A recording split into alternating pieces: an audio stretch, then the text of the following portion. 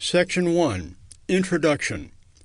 This section covers commercial driver license tests, driver disqualifications, other safety rules. There is a federal requirement that each state have minimum standards for the licensing of commercial drivers. This manual provides driver license testing information for drivers who wish to have a commercial driver license, CDL. This manual does not provide information on all the federal and state requirements needed before you can drive a commercial motor vehicle, CMV. You may have to contact your state driver licensing authority for additional information. You must have a CDL to operate a single vehicle with a gross vehicle weight rating or gross vehicle weight of 26,001 pounds or more, whichever is greater.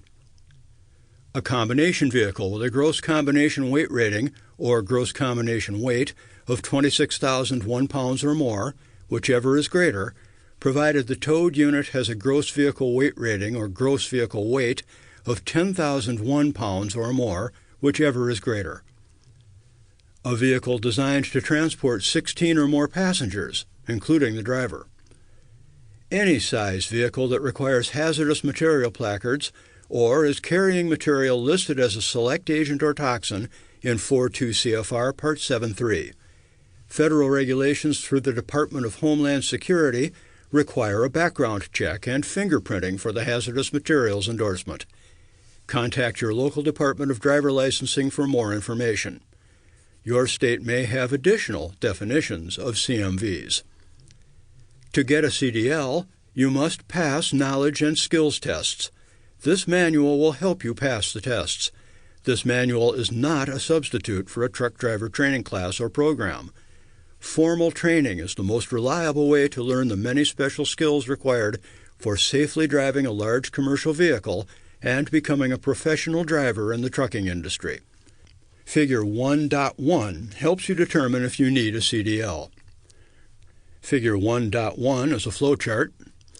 Does the vehicle or combination of vehicles have a manufacturer's weight rating, GVWR, over 26,000 pounds? If the answer is no, is the vehicle designed to carry 16 or more people, including the driver? If the answer is no, does the vehicle require hazardous material placards or transport a select agent or toxin? If the answer is no, you do not need a CDL. Does the vehicle or combination of vehicles have a manufacturer's weight rating, GVWR, over 26,000 pounds?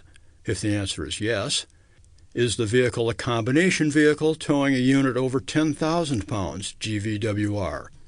If the answer is yes, you need a Class A CDL.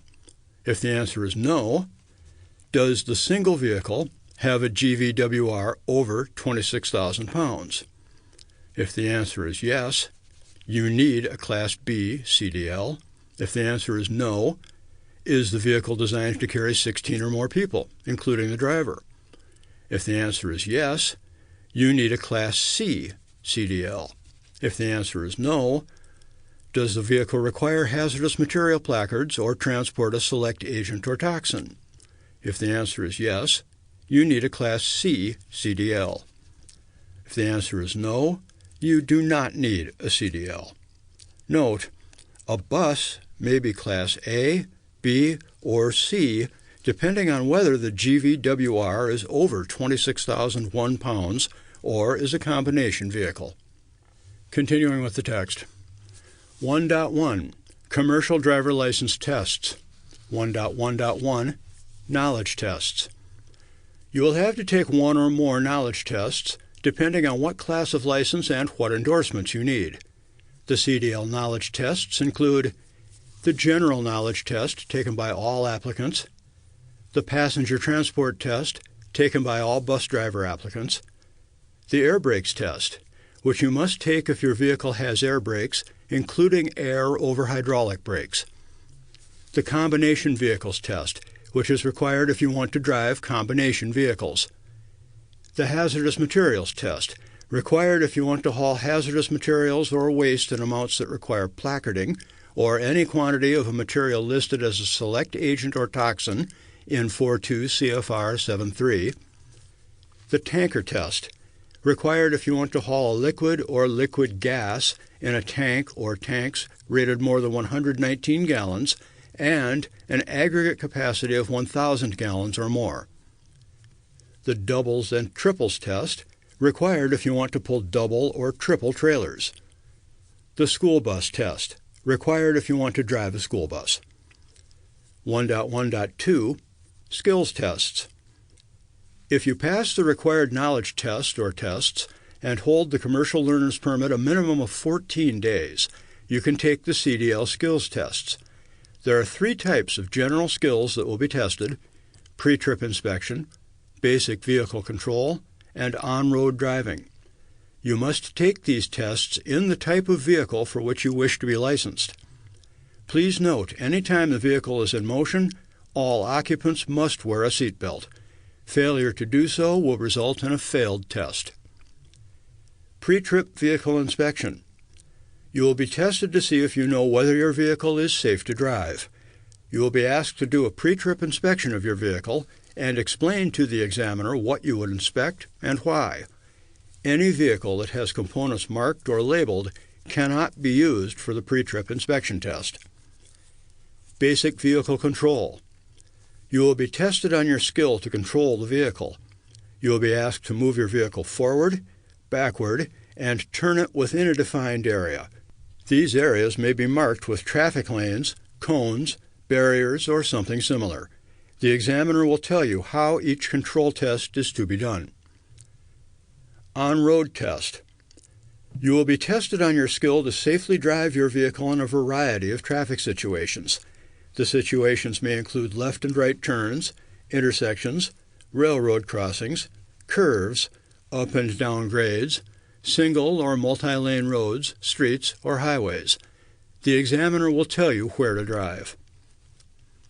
Figure 1.2 details which sections of this manual you should study for each particular class of license and for each endorsement. Figure 1.2, title reads, "What sections should you study?" License type, Class A.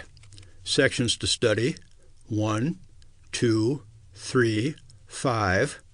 Note, study Section 5 if you plan to operate vehicles equipped with air brakes.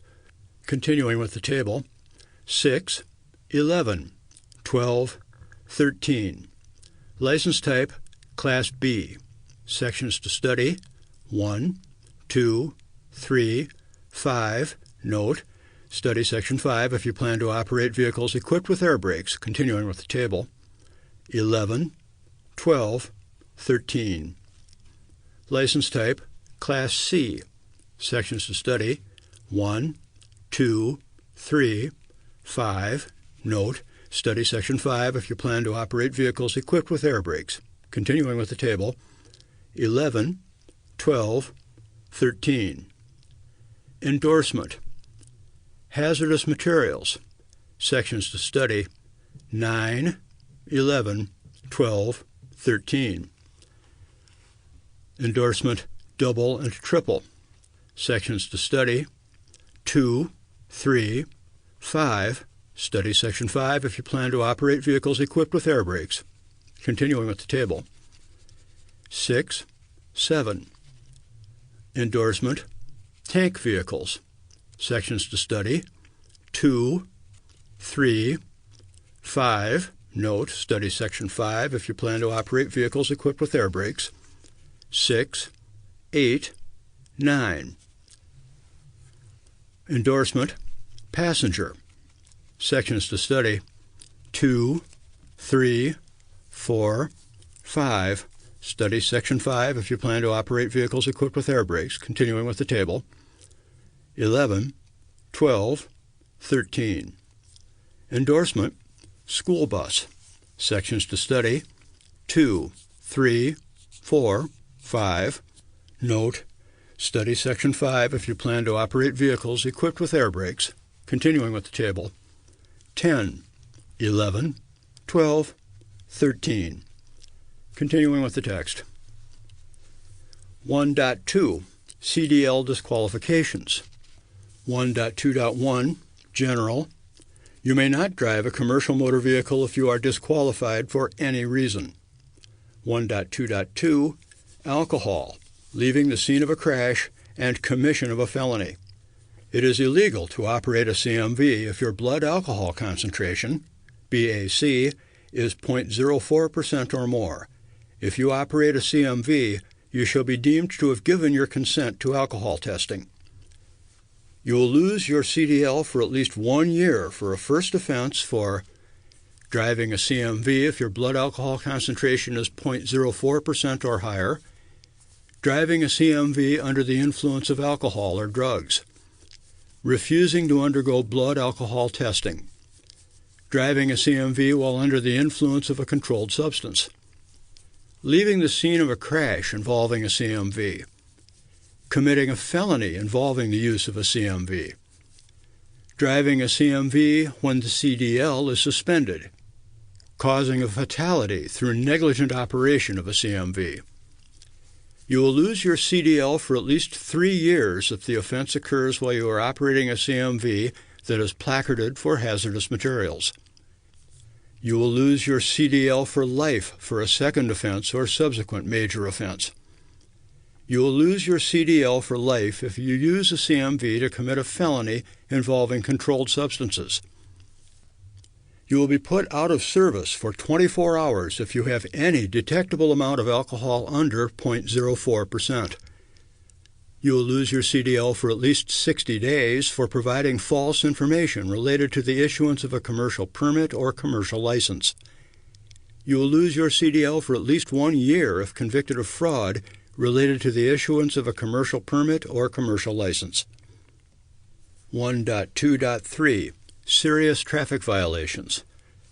Serious traffic violations are excessive speeding, 15 mph or more above the posted limit, reckless driving, improper or erratic lane changes, following a vehicle too closely, and traffic offenses committed in a CMV in connection with fatal traffic crashes, driving a CMV without obtaining a CDL or having a CDL in the driver's possession, driving a CMV without the proper class of CDL and/or endorsements, texting while driving, and using a handheld mobile telephone while driving. You will lose your CDL for at least 60 days if you have committed 2 serious traffic violations within a 3-year period involving a CMV, for at least 120 days for 3 serious traffic violations within a 3-year period involving a CMV. 1.2.4 Violation of out-of-service orders. You will lose your CDL for 180 days if you have committed your first violation for an out-of-service order, for 2 years if you have committed 2 violations of an out-of-service order in a 10-year period, for 3 years if you have committed 3 or more violations of an out-of-service order in a 10-year period. 1.2.5 Railroad highway grade crossing violations. You will lose your CDL for at least 60 days for your first violation, for at least 120 days for your second violation within any 3-year period, for at least 1 year for your third violation within any 3-year period. These violations include violation of a federal, state, or local law or regulation pertaining to one of the following 6 offenses at a railroad highway grade crossing: for drivers who are not required to always stop, failing to stop before reaching the crossing if the tracks are not clear; for drivers who are not required to always stop, failure to slow down and check that the tracks are clear of an approaching train; for drivers who are always required to stop, failing to stop before driving onto the crossing; for all drivers failing to have sufficient space to drive completely through the crossing without stopping; for all drivers failing to obey a traffic control device or the directions of an enforcement official at the crossing; for all drivers failing to negotiate a crossing because of insufficient undercarriage clearance. 1.2.6 Hazardous Materials Endorsement Background Check and Disqualifications. If you require a hazardous materials endorsement, you will be required to submit your fingerprints and be subject to a background check. You will be denied or you will lose your hazardous materials endorsement if you are not a lawful permanent resident of the United States, renounce your United States citizenship, are wanted or under indictment for certain felonies, have a conviction in military or civilian court for certain felonies, have been adjudicated as a mental defective or committed to a mental institution, are considered to pose a security threat as determined by the Transportation Security Administration. 1.2.7 Traffic violations in your personal vehicle. The Motor Carrier Safety Improvement Act, MCSIA, of 1999 requires a CDL holder to be disqualified from operating a commercial motor vehicle if the CDL holder has been convicted of certain types of moving violations in their personal vehicle. If your privilege to operate your personal vehicle is revoked, canceled, or suspended due to violations of traffic control laws, other than parking violations, you will also lose your CDL privileges.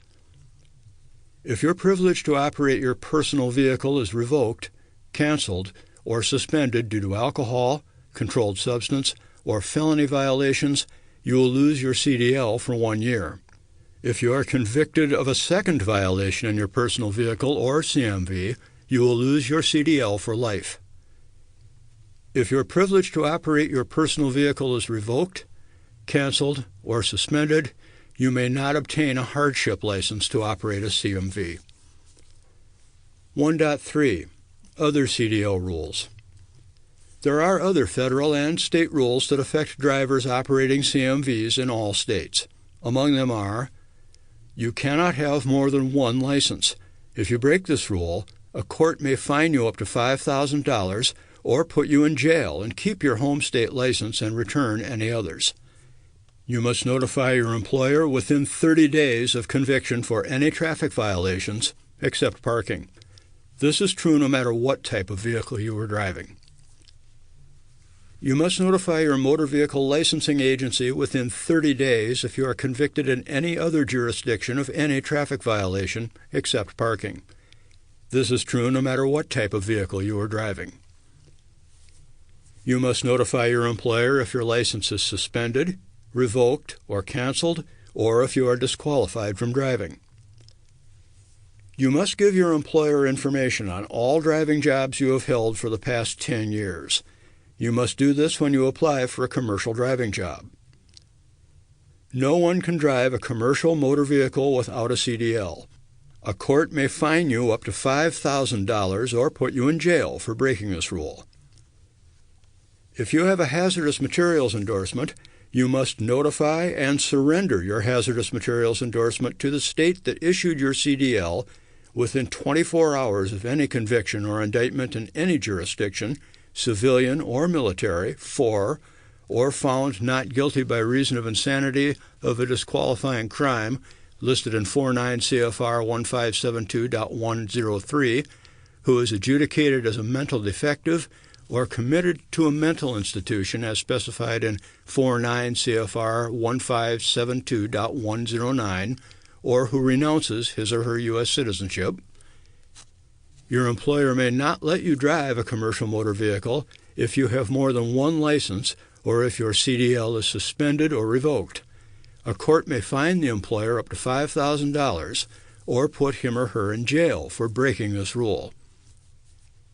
All states are connected to one computerized system to share information about CDL drivers. The states will check on drivers' accident records and be sure that drivers do not have more than one CDL.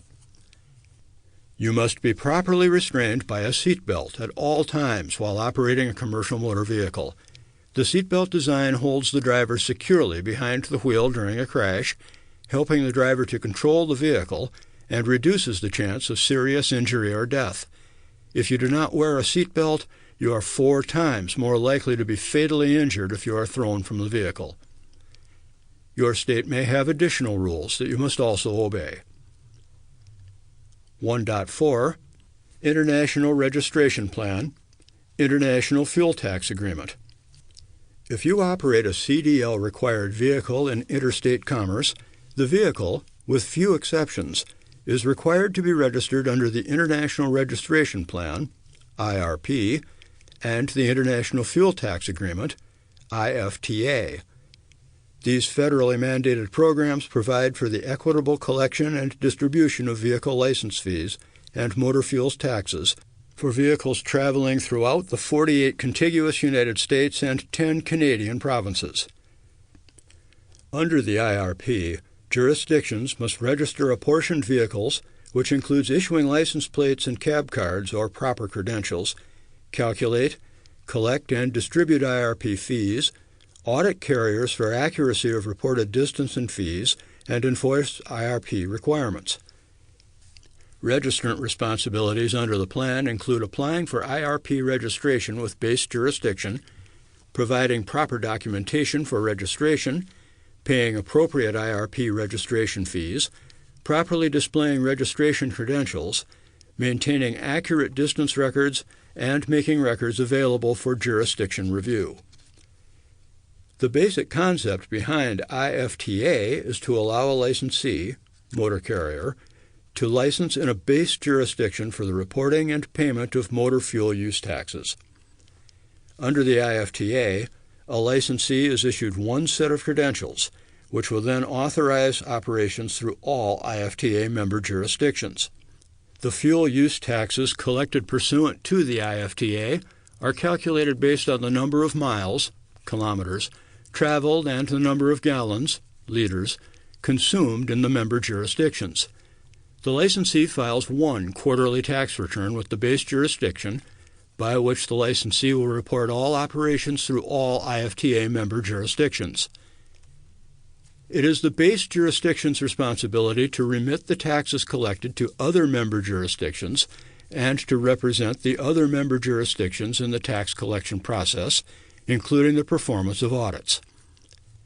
An IFTA licensee must retain records to support the information reported on the IFTA quarterly tax return. The IRP registrant and the IFTA licensee may be the vehicle owner or the vehicle operator. The requirement for acquiring IRP plates for a vehicle and IFTA license for a motor carrier is determined by the definitions from the IRP plan and the IFTA for qualified vehicle and qualified motor vehicle. For purposes of IRP, a qualified vehicle is, except as provided below, any power unit that is used or intended for use in two or more member jurisdictions and that is used for the transportation of persons for hire or designed, used, or maintained primarily for the transportation of property, and has two axles and a gross vehicle weight or registered gross vehicle weight in excess of 26,000 pounds, 11,793.401 kilograms, or has three or more axles, regardless of weight, or is used in combination when the gross vehicle weight of such combination exceeds 26,000 pounds, 11,793.401 kilograms. While similar, the qualified motor vehicle in IFTA means a motor vehicle used, designed, or maintained for transportation of persons or property and having two axles and a gross vehicle weight or registered gross vehicle weight exceeding 26,000 pounds or 11,797 kilograms, or having three or more axles regardless of weight, or is used in combination when the weight of such combination exceeds 26,000 pounds or 11,797 kilograms gross vehicle or registered gross vehicle weight. Qualified motor vehicle does not include recreational vehicles. If a vehicle you operate is registered under IRP and you are a motor carrier licensed under IFTA, then you are required to comply with the mandatory record-keeping requirements for operating the vehicle. A universally accepted method of capturing this information is through the completion of an individual vehicle distance record, IVDR, sometimes referred to as a driver trip report. This document reflects the distance traveled and fuel purchased for a vehicle that operates interstate under apportioned IRP, registration, and IFTA fuel tax credentials. Although the actual format of the IVDR may vary, The information that is required for proper record keeping does not. In order to satisfy the requirements for individual vehicle distance records, these documents must include the following information: distance, per Article 4 of the IRP plan, date of trip, starting and ending, trip origin and destination, city and state or province, route or routes of travel, beginning and ending odometer or hub odometer reading of the trip, total distance traveled, in-jurisdiction distance, power unit number or vehicle identification number. Fuel, per Section P560 of the IFTA Procedures Manual. Point 300. An acceptable receipt or invoice must include, but shall not be limited to, the following: Point 005, date of purchase. Point 010, seller's name and address. Point 015, number of gallons or liters purchased. Point 020, fuel type. Point 025, price per gallon or liter or total amount of sale. Point 030, unit number or other unique vehicle identifier. Point 035, purchaser's name.